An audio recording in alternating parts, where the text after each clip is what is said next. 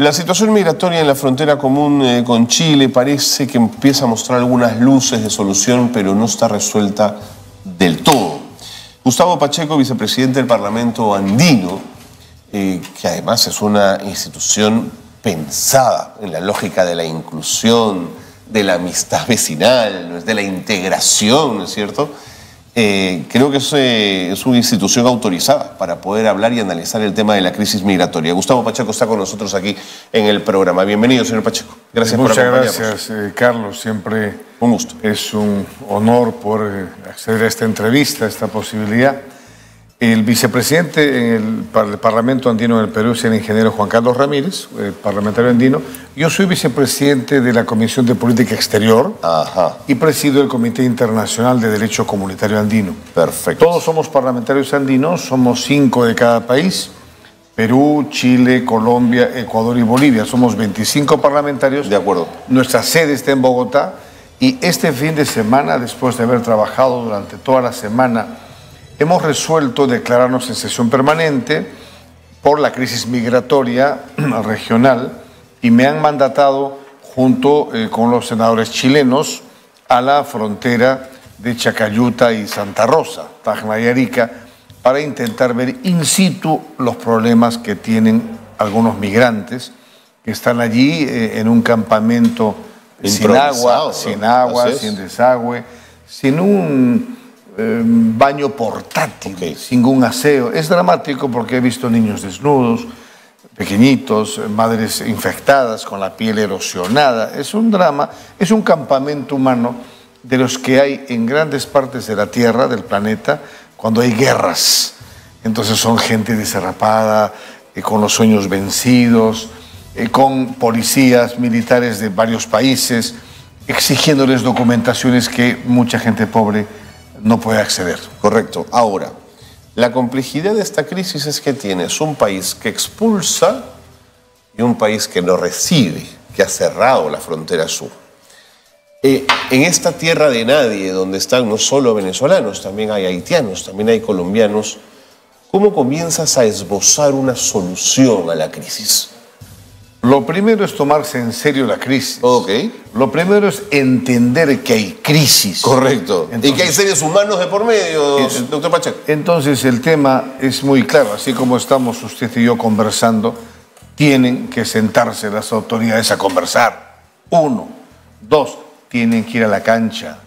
Tienen que bajar y hasta allí a que estos rostros humanos que son visibles puedan explicar perfectamente su drama. Hay que ver el mapa mundi como geopolítica del siglo XXI desde una perspectiva mayor. Hay quienes solamente ven su política doméstica. Me preocupa solo lo que yo tengo y el resto me da igual. No es así. Mire, en este drama hemos encontrado haitianos, hemos encontrado ecuatorianos, colombianos, venezolanos y hasta un cubano. En este drama, los dramas son diferentes. Los venezolanos son, en general, 8 millones de ciudadanos expulsados de sus fronteras. Tenemos 4 millones de venezolanos en Colombia. Hay 1,5 millones aproximadamente en el Perú o más. El resto están entre Ecuador, Brasil y Chile. ¿No? Entonces, en este mapa los venezolanos, ¿por qué ingresaron a la Comunidad Andina de Naciones sin mayores documentos? Porque en ese momento, hace 8 años, hace 7, 5... con DNI. No, es que los tratados internacionales lo permitían que Mercosur, así es, donde era país miembro Venezuela, podían ingresar a la Comunidad Andina de Naciones. Y los andinos podíamos entrar a Mercosur, solamente con DNI. Con DNI. Ahora ya Venezuela no está en Mercosur, ha sido separado de Mercosur. Entonces ya su condición migratoria es distinta, ha variado, ha cambiado. Entonces Venezuela es un universo de un 75%, yo calculo grosso modo, de la migración regional. Luego hay otras migraciones. Pero los colombianos, peruanos, bolivianos, ecuatorianos, que somos parte de la Comunidad Andina de Naciones, podemos movernos en cualquier parte de los países. Es. Solo con el DNI uno entra a Argentina, entra a Chile, así es. Ya, pero una cosa es el ingreso y otra cosa es la permanencia. Buen punto. Porque cuando se vence tu DNI, tú deberías poder renovarlo en tu consulado local. Pero Venezuela no lo hace. Ya. Entonces, ese es un drama. Los países andinos podemos ingresar. Cuando un colombiano ingresa a Perú, es un nacional. Así es. Cuando un peruano entra en Ecuador, es un nacional. Tiene todos los derechos, así es. Somos ciudadanos comunitarios andinos. Es. Entonces, ese es un tema, por ejemplo, que no se puede entender por qué en nuestra frontera, acabamos de verlo, hay colombianos, ecuatorianos que no se les permite el ingreso porque pide la migración peruana un sello de salida de Chile. Chile dice, yo no te puedo sellar porque tú has entrado de manera irregular. Claro. Como no tienes ingreso, no tienes salida. Pero es como si un peruano estuviese en la frontera de Tumbes y le dijera a la inmigración, ¿dónde está tu sello? Si es peruano puede entrar con su DNI. Si es comunitario andino también puede entrar. Entonces yo en las próximas horas voy a terminar un informe para presentarlo al primer ministro que está con COVID. Le deseo su recuperación. Telemáticamente, un informe a los 5 gobiernos con los que estamos vinculados, Chile, Perú, Colombia, Bolivia y Ecuador, porque Chile, aun cuando no está en la comunidad andina, está en el Parlamento andino. Chile está en el Parlamento andino, está en el sistema andino de integración. Entonces, frente a este tema, los venezolanos tienen 2 condiciones. O son regulares y tienen todos sus papeles, o son irregulares. Muchos han devenido en irregulares porque no han renovado. Esta amnistía que ha planteado el primer ministro Alberto Tarola es positiva porque empieza a ordenar la cancha.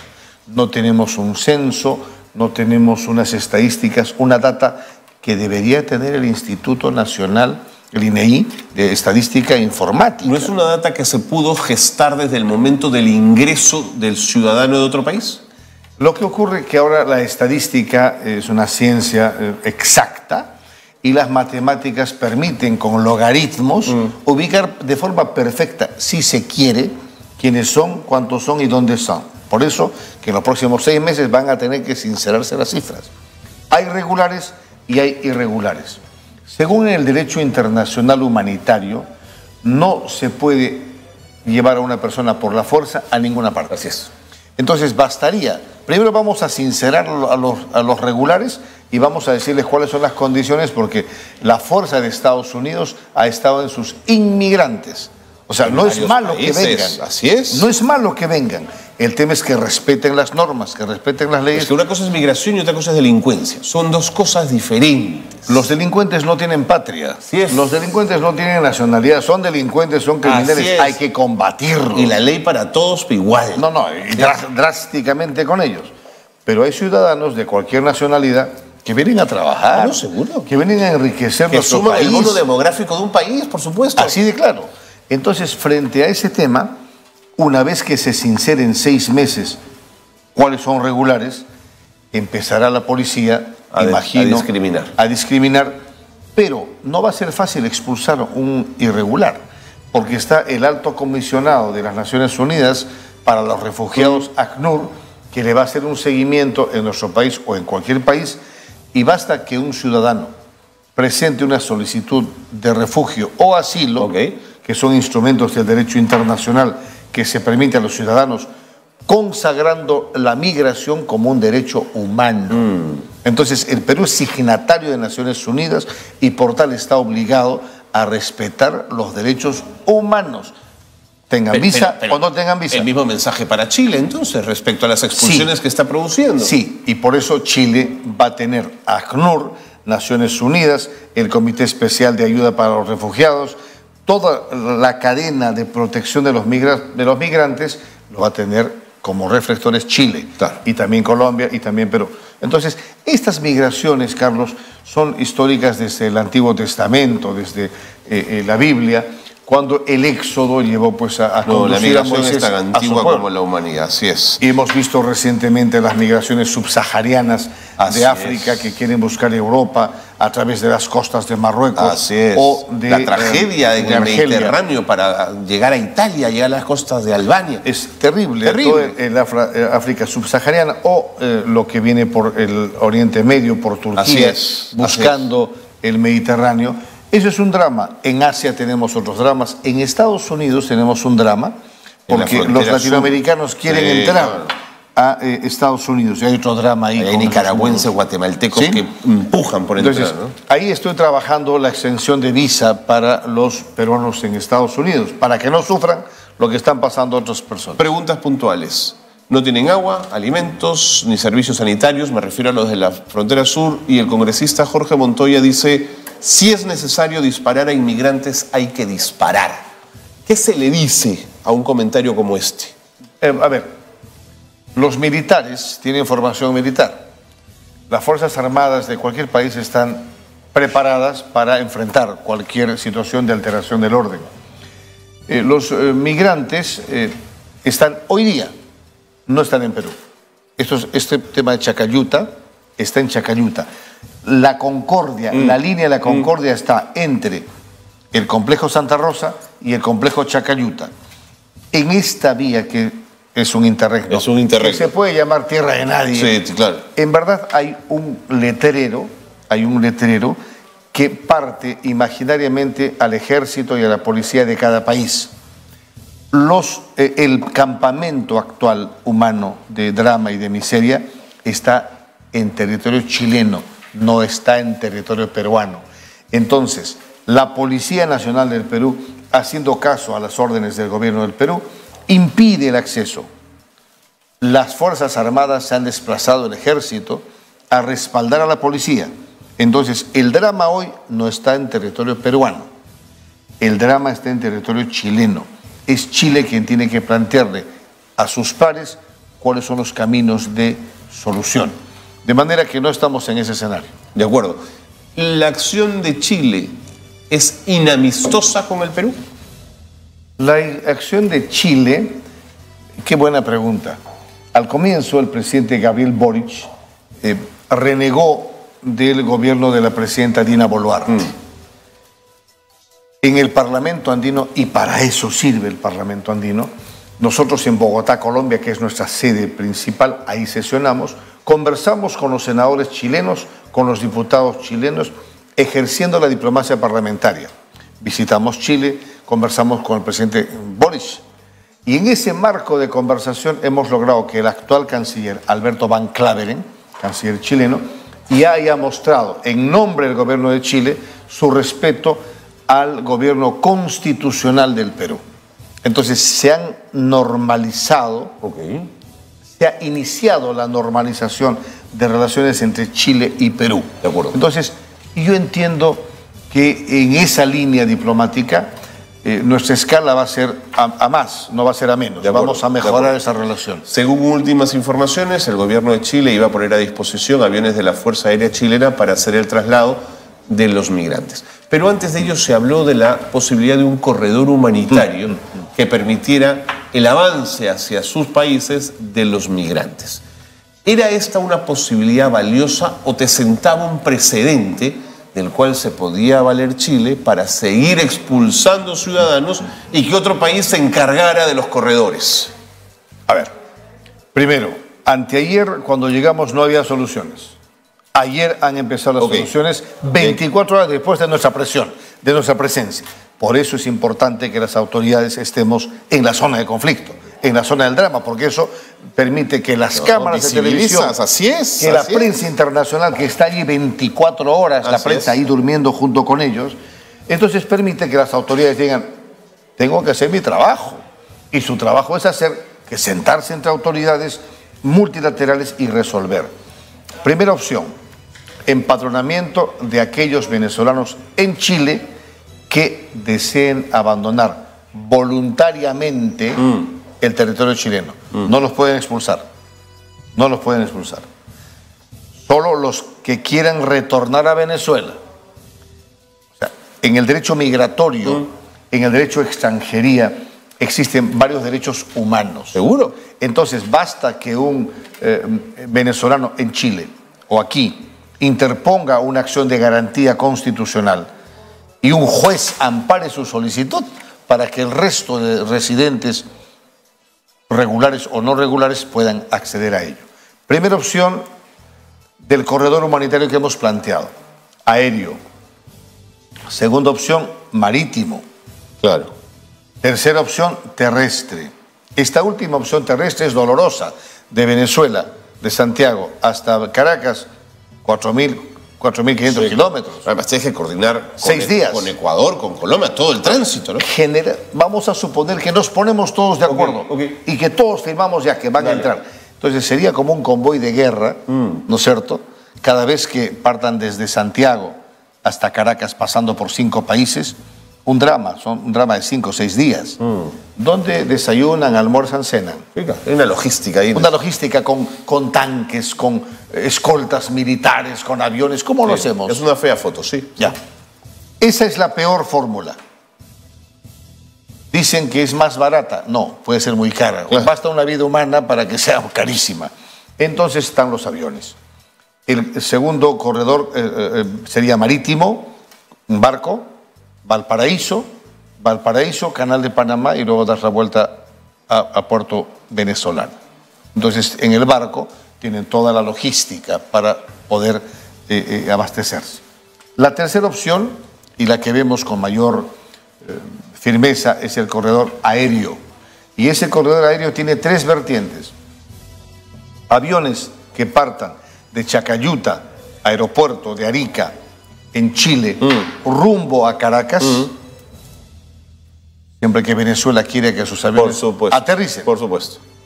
Segundo, si no quiere Venezuela, aviones de Chile que aterrizan en Colombia, en Cúcuta, la frontera con Caracas, y de ahí buses que ya están en la frontera. Y la tercera opción son aviones venezolanos que aterricen en Chacayuta. Y recojan a los migrantes.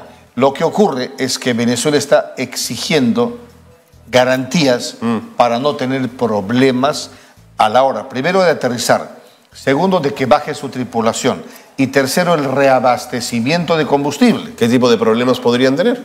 Los han tenido porque la línea aérea Conviasa ha sido sindicada con jueces norteamericanos de que es una compañía que está transportando a nivel internacional a determinados personajes que tienen problemas con la justicia americana. Ya entendí. Entonces, aterrizó un avión en Chile y no se le permitió a la tripulación bajar. Ese antecedente ha cerrado los cielos de Venezuela con Chile. Y entonces dice Venezuela, si tú quieres mandarme aviones chilenos, yo también puedo enviar aviones venezolanos por el principio de reciprocidad. Entonces, en conclusión, tiene que escalar la diplomacia. Fórmulas hay que escalar la diplomacia. La diplomacia, o sea, de la diplomacia de las cancillerías hemos pasado a la diplomacia de los parlamentos, ahora hay que pasar a la diplomacia presidencial.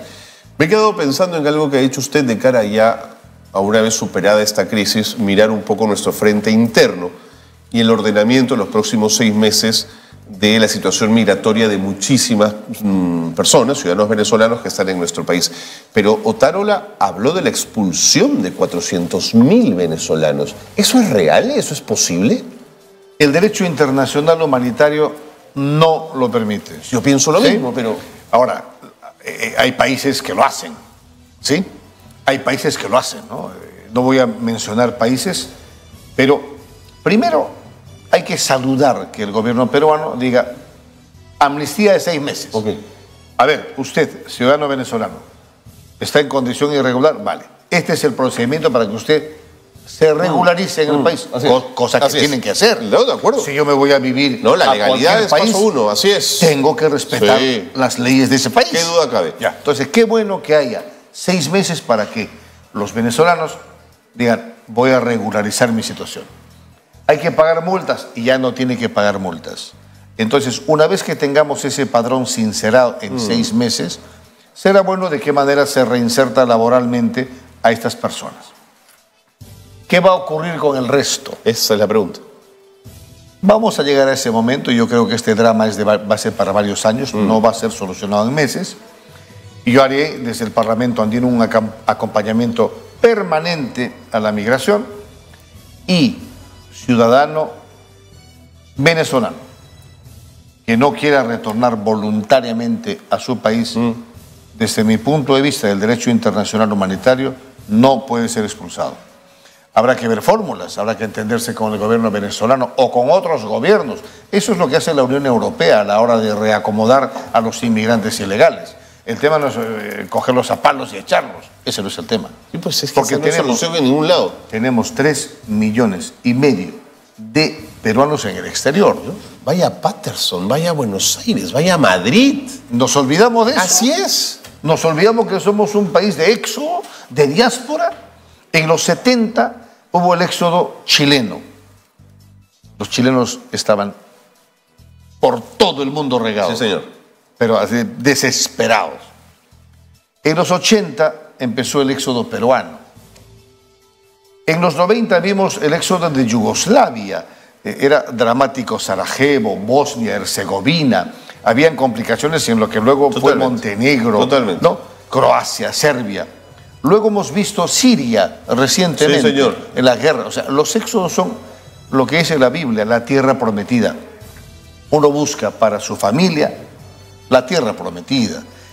Hay que ver el otro lado del cristal, Carlos. ¿Por qué la gente quiere venir a Perú? ¿Por qué tantos migrantes quieren venir a Perú? Porque hemos mejorado mucho y no lo reconocemos. Según todos los órganos, Fitch Rating, Moody's, Standard & Poor's, a pesar de nuestras crisis políticas, nuestra economía es sólida. Los peruanos, desde la Constitución del 93, hemos logrado construir una sociedad económicamente solvente. Y por eso vienen aquí. Y si tuviéramos informalidad mal, no tan alta justamente ha permitido absorber a todo este grupo de migrantes. Mire la paradoja de nuestra realidad, ¿no? Mire, ¿cómo es que han entrado 1,5 millones de venezolanos y la economía los absorbe? Sí, señor. Porque, claro, nuestro país es un país virtuoso. Durante 5.000 años hemos sido, Carlos, una sola patria andina. Desde Caral, Chavín de Huántar, Tiahuanaco, Tahuantinsuyo, hasta el virreinato del Perú. Estamos hablando de 1821. Éramos una sola patria. Vino Bolívar en la independencia y hace 200 años inventó las fronteras. Y ahí empezaron los problemas. Señor Pacheco, lo tengo que sacar un instante del tema migratorio porque no puedo dejar de pensar en su origen puneño y traer a esta mesa de conversación primero el informe de Amnistía Internacional, luego el de Human Rights Watch y luego el reciente informe de la Comisión Interamericana de Derechos Humanos, que han usado palabras como masacre y como muertes extrajudiciales en Puno. Como puneño, ¿qué le deja esta reflexión? La defensa de los derechos humanos siempre. 1. Mi tierra ha sufrido mucho. 2. Hay que investigar hasta el final, sanción a los responsables, individualización de los criminales que existan y la aplicación con el máximo rigor de la ley. Eso es lo que espera mi pueblo. No queremos ningún tipo de impunidad. Quienes hayan abusado y hayan excedido sus funciones, ahí están los muertos. Los muertos no se han inventado, están ahí. Juliaca tuvo 17 en un solo día. Los jueces, los fiscales, tienen que acelerar su trabajo, porque la justicia es tutela exclusiva del Poder Judicial, la administración de justicia. ¿Pero es esto una responsabilidad de los mandos operativos en el terreno o hay responsabilidad política, señor Pacheco? Son dos tipos de responsabilidades. Los jueces, los fiscales tienen que ver la parte criminal, la parte penal. Corresponde a la parte política, Congreso de la República, la administración de cualquier medida de carácter político.